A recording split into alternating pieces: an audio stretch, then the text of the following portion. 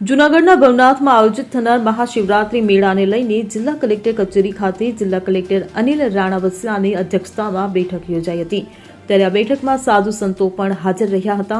ત્યારે મેળામાં ભીડ બેકાબૂ બનવાની અને કોઈ અનિચ્છનીય ઘટના ન બને તે માટે આગોતરું આયોજન અને વ્યવસ્થા કરાઈ હોવાનું કલેક્ટર દ્વારા જણાવવામાં આવ્યું છે। બેઠકમાં કલેક્ટર દ્વારા જણાવવામાં આવ્યું હતું કે પ્લાસ્ટિક મુક્ત મેળો બને તે માટે પૂર્ણ પ્રયાસ રહેશે।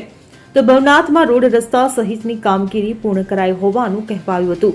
તો વધુમાં મેળા દરમિયાન બુલેટ એમ્બ્યુલન્સ વ્યવસ્થા કરવામાં આવશે, જ્યારે 1000થી વધુ પોલીસ કર્મીઓ મેળામાં તૈનાત રાખવામાં આવશે। આ ઉપરાંત મૃગી કુંડ નજીક તરવૈયાઓ પણ તૈનાત રહેશે। તો દૂધ અને છાશ સહિત જરૂરી ચીજવસ્તુની અછત ન સર્જાય તેની કાળજી પણ રાખવામાં આવશે। ત્યારે આ તકે ઇન્દ્રભારતી બાપુએ જણાવ્યું કે વહીવટી વિભાગ દ્વારા તૈયારી કરી લેવાય છે, તેમ છતાં પાણીની સુવિધા સહિતની કોઈ બાબતમાં તંત્રને જરૂર પડશે ત્યાં સાધુ સંતો દ્વારા પણ સહયોગ આપવામાં આવશે।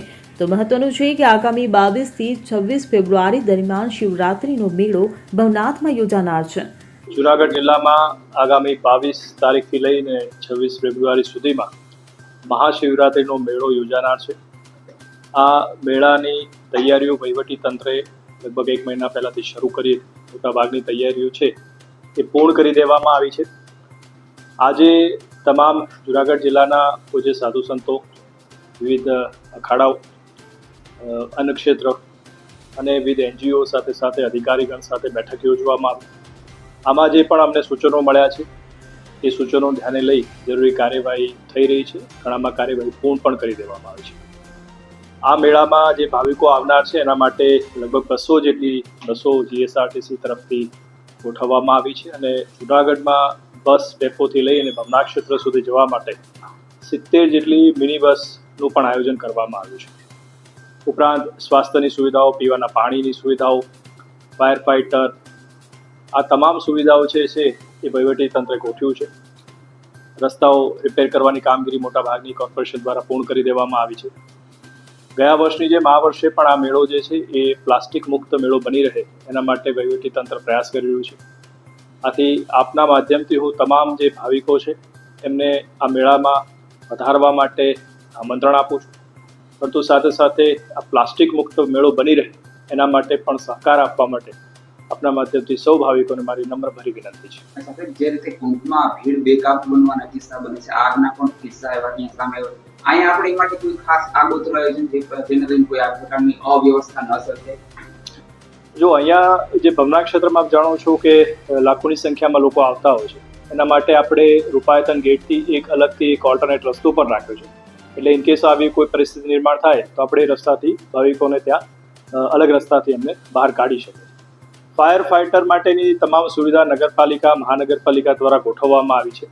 એના માટેની જે વ્યવસ્થા છે એમાં કોઈ પણ આવી પરિસ્થિતિ નિર્માણ થાય તો તાત્કાલિક પગલાં લઈ શકે એવી ફૂલપ્રૂફ વ્યવસ્થા પણ આપણે અમે ગોઠવી છે। આજે દર વર્ષની જેમ મહાશિવરાત્રી મહાપર્વની કલેક્ટર કચેરી ખાતે એક બેઠક યોજવામાં આવી હતી।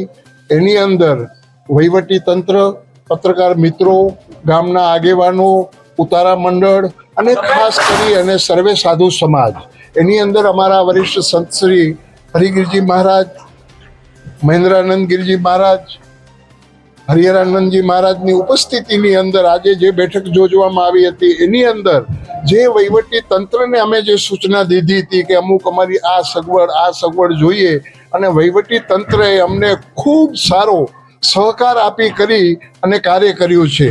બીજું કે ભવનાથની અંદર એક પ્લાસ્ટિક બેન્ડ છે, તો એના માટે અમે વહીવટી તંત્રને કીધું છે કે પાણીની સુવિધા પૂરેપૂરી હોવી જોઈએ, કેમ કે ઉનાળો ચાલુ થાય છે તો પાણીની સુવિધા પૂરેપૂરી હોવી જોઈએ। એની અંદર કોઈ પણ ચીજની અંદર જ્યાં પાણીના ટાંકા, નળ, પ્યાઉ જ્યાં કરવા હશે તો એની અંદર જે ખર્ચ થશે એ સાધુ સમાજ પણ ઉપાડવા તૈયાર છે, જે ખર્ચ થશે એ। તો આજે વહીવટી તંત્રએ અમને કીધેલું છે કે જે કાંઈ હજી પણ સુવિધા જોશે એ અમે આપશું, અને જે સુવિધા તંત્રએ આપી છે એનાથી અમે સંતુષ્ટ છીએ। જય ગિરનારી, ઓમ નમો Narayan. Bureau report, CN24 news. હવે જુઓ દેશ દુનિયાની તમામ ખબરો તમારી આંગળીના ટેરવે। ઉઠાવો મોબાઈલ અને Google Play Store પરથી ડાઉનલોડ કરો અમારી CN24 ન્યૂઝ મોબાઈલ એપ।